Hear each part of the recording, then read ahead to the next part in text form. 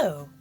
Today I'm going to show you some ways that you can plan a story and organize your ideas. First, I'm showing you a list. This is a list of experiences I had recently outdoors. You can also write it as a word splash. I have most of the same ideas on here.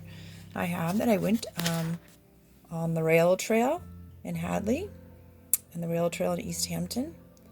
I went to Cranberry Pond, Mount Sugarloaf. Conn River is short for Connecticut River in Hatfield, the Mill River, and Mount Tom.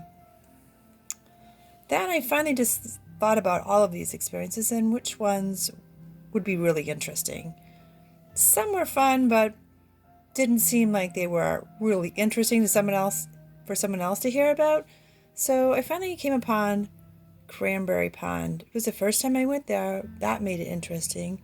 And I had some interesting situations with my family while I was there. Nothing too adventurous, but just interesting.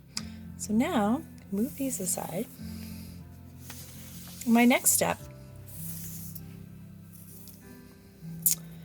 was that I used a story chart or a storyboard or a sequence chart to plan out the different parts of it. Because really when I first thought about it, I thought, we got there, we drove, parked our car, walked around the pond, and went home. But that's not a very interesting story. So I really had to think back, and I even talked to one of my daughters to try and remember some of the details. So the first part is that we did just park by a pond. The drive wasn't interesting, so I didn't include that. And then I put a question mark here because we had a decision to make when we got there. Walk around the pond or go on a mountain trail. It's always interesting when you have a decision, and maybe it's not easy to decide when you have 4 people, as I do in my family, to decide what to do. We finally decided to go on the pond trail, and I can write more about that in my story, but this is just for quick ideas. So this is a picture of us on the pond trail, and I wrote here, high above pond. I thought that was really interesting, that the trail kind of went up this hill. So for most of the way around the pond, you were up high. And it actually didn't even go around the pond. I should probably include that in my story too. But again, just quick ideas. And then we got along for a little ways, and there were 3 paths. So question mark, because we had another decision on which path to take. It wasn't really like a set route. A sign helped us decide go back to the pond. And we had lots of reasons why we wanted to go back to the pond instead of going down the other trails. But again, will be in my story.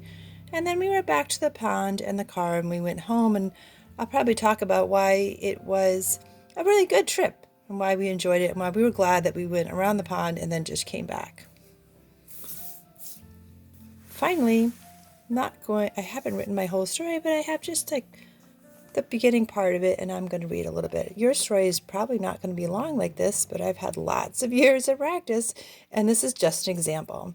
I started off to kind of tell you a little bit about the day. One cool, cloudy afternoon during our stay-at-home time during COVID-19, we drove off to take a hike. We parked our car in a sandy parking lot in front of Cranberry Pond. We thought we might hike around the pond. My husband, Matt, thought that maybe there was a trail to hike nearby Mount Toby. I don't know if there was a trail around the pond, he said.